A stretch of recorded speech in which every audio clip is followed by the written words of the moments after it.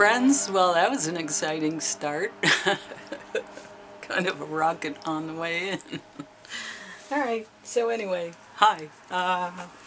Let's see. So we're still doing our little binge stuff here, and I'm gonna look at Snowden, because why not? So Snowden, Edward Snowden. I think he's living in Russia right now, maybe Japan, I don't know. I think it's still Russia. And he's another one, like, what the hell? Big guy on the mission here. And, you know, maybe all that was... Zoom. Maybe... Maybe that was all just a big look over here while we do this, which it seems like it's coming up as. So let's see what it has to say. You know, we keep looking at all these little things and then we'll maybe find an answer to a bigger question. Okay, forgive yourself. Well, I guess so. I forgive you. So apparently he was some criminal, which maybe not. And maybe they're saying, forgive yourself. But why? For being a hero?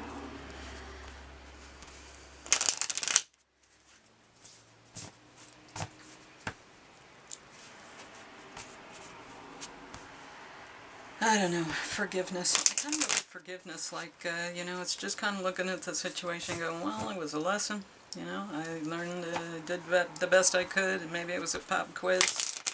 And maybe next time I'll do better, but, you know, that's what it is. You can't get, you know, wrapped up in the outcome and then spend the rest of your life suffering because it didn't go the way you want. Like, are you kidding? That's not what this is about.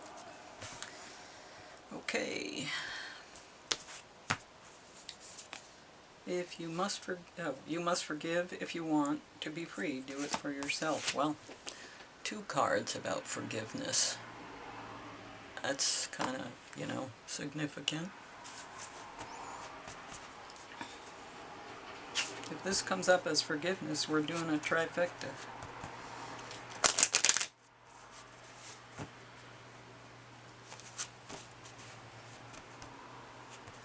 You know, they say that Snowden was a CIA kid.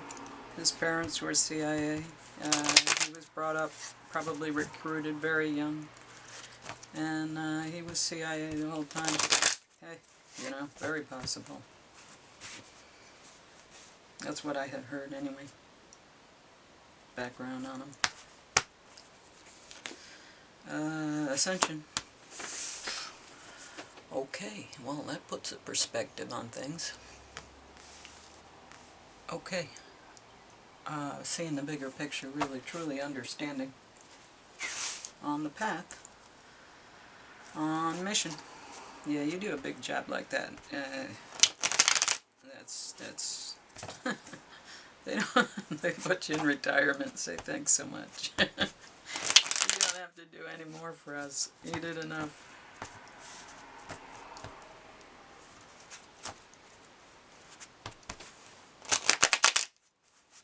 Yeah.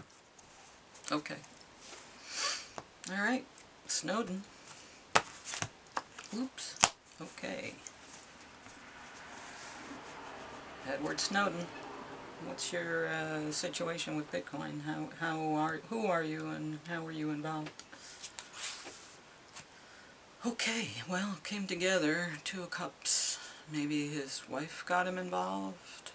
It seems to be there's love here. He came together with someone, and you know, that may have been how it started. Maybe family, but this is usually coming together like a couple.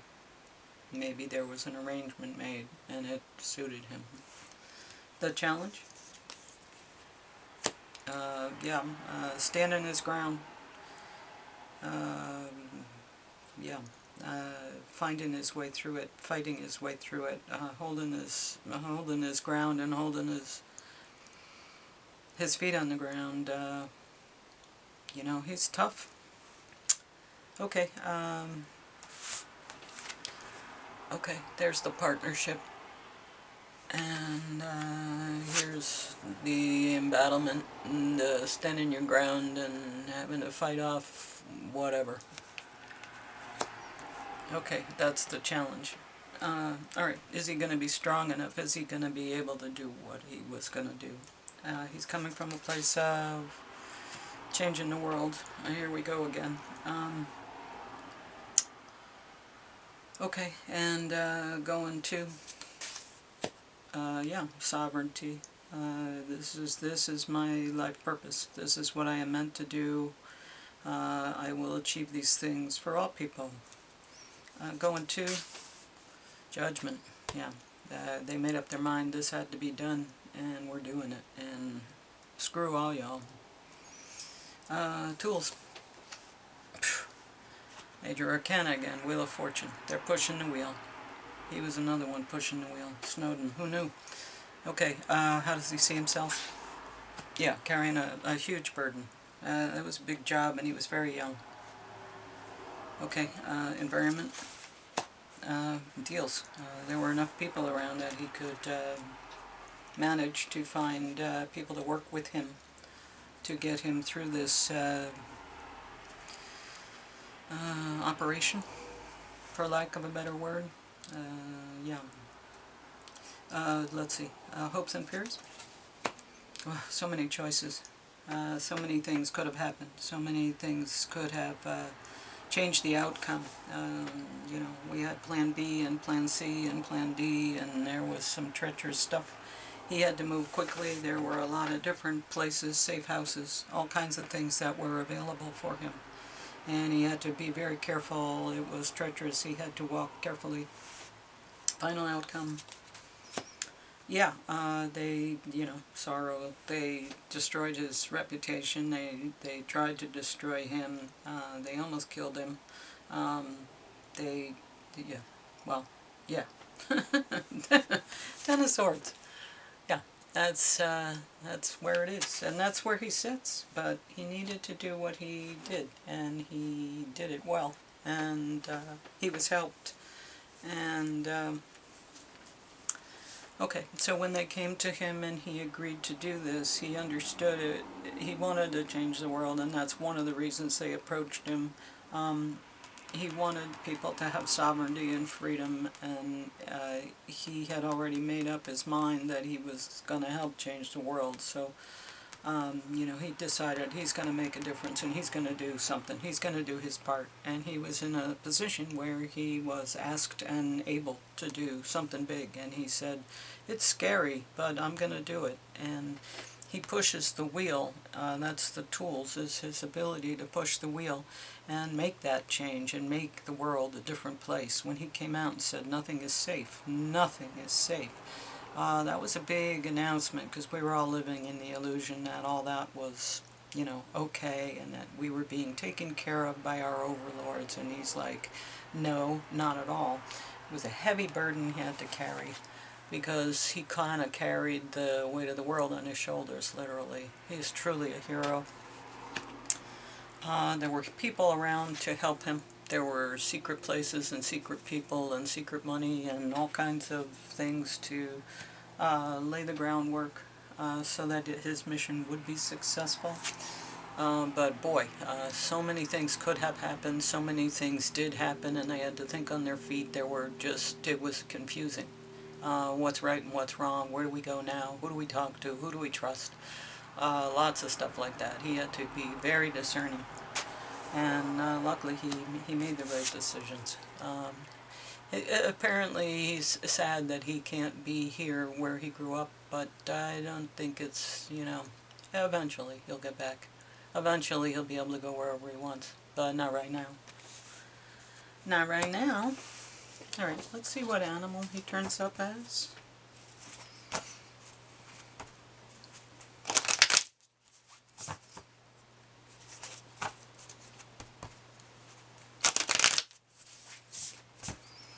So these things kind of tell the story we already know from their point of view.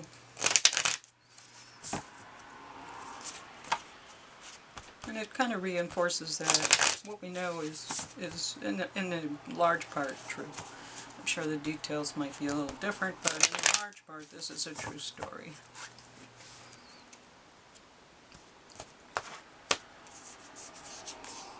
Oh, hyena. They can be very vicious and very dangerous. Okay, and they're fire.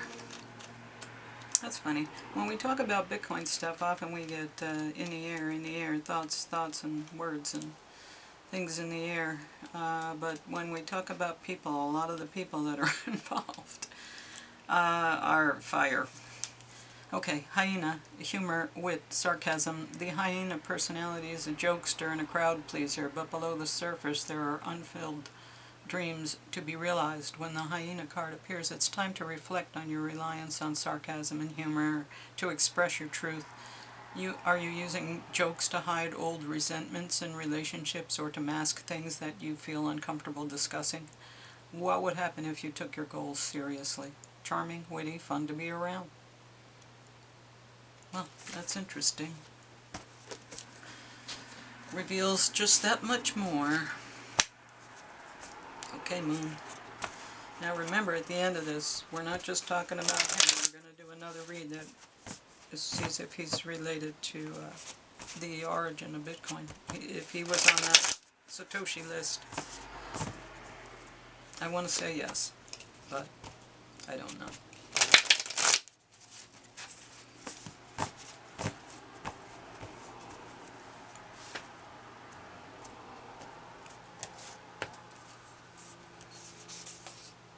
Believe in the impossible. Blue Moon. Yeah, once in a lifetime. This guy. Once in a lifetime. Blue Moon. Yeah, I'll say. Seriously. This guy. So, let's see. Believe in the impossible. Blue Moon. I want to say it's like 94. And if I remember, that's crazy.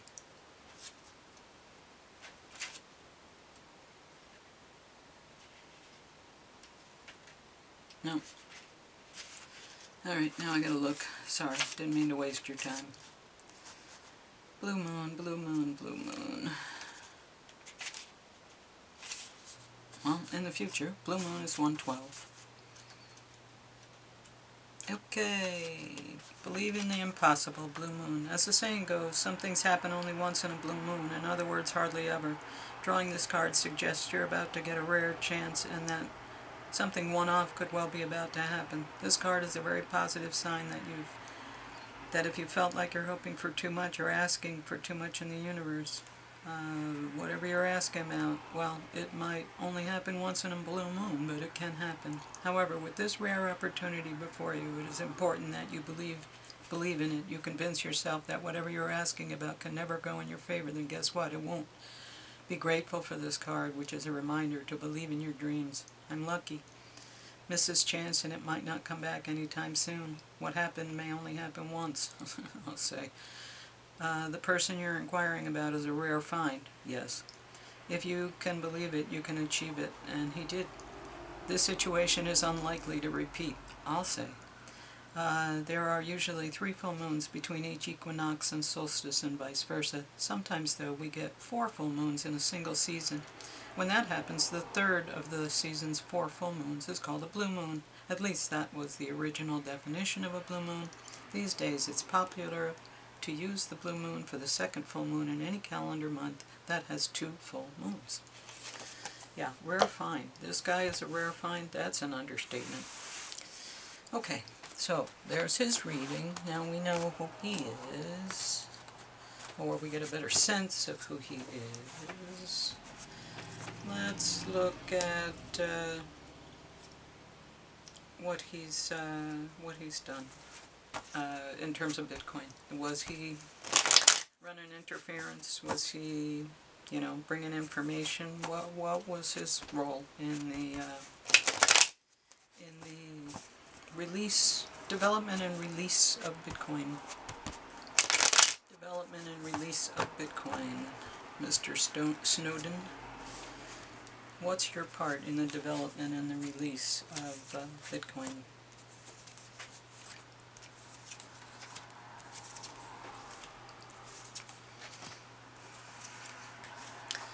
Okay, well, yeah. So, the fact that this is showing up, the Ace of Pentacles, that's kind of fun. So again, we have this fast movement, fast motivation and fast movement. He comes in as balancing and carefully, trying to keep things equal, and I can imagine if he was a double agent, that would definitely be who he was, trying to keep things, it's running smoothly, don't notice anything, don't notice me. But clearly he is the Emperor. He understood a hell of a lot of stuff, far more than his superiors even imagined. Absolute giant as far as intellect. And the Ace of Pentacles is what everybody's seeing, some rich kid. But there was more involved in that. Okay, so he's coming out again. Fast movement and movement. This guy was good on his feet, very quick in his mind, and was able to just do miraculous things that nobody could believe anybody could do. And yet here he is doing them.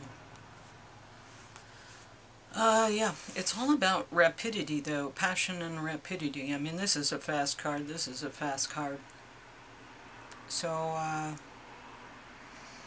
don't even know if he knew what he was doing was relative to Bitcoin. Although there's generosity here and benevolence and a sorrowful heart. So, yeah, I think he understood.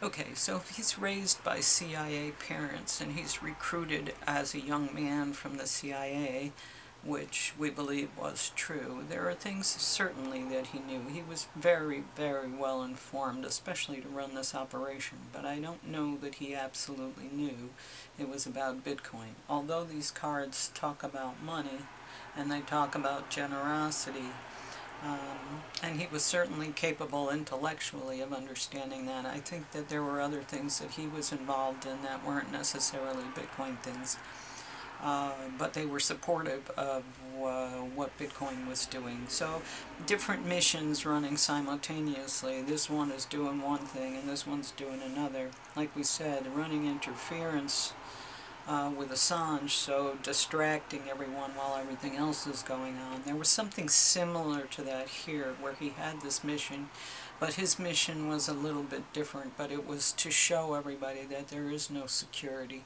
and that is critical when you talk about releasing Bitcoin on the world, because people have to understand they need security, and if they think they already have it, it has no value. But the fact that he brought out that there is no security and we need security, and that kind of thing, he started people really thinking about, oh, what is the internet and what's going on and who has my information and what are they doing with it. And he opened up this whole can of worms. That was his mission, but it was complementary to Bitcoin, but it wasn't necessarily to develop or introduce or create Bitcoin. He was a side mission that was preparing the ground for when Bitcoin showed up, and that was his mission here. So that's who he is, and that's his relation to Bitcoin and its release on humanity. But a critical thing that he did, and certainly a hero to humanity.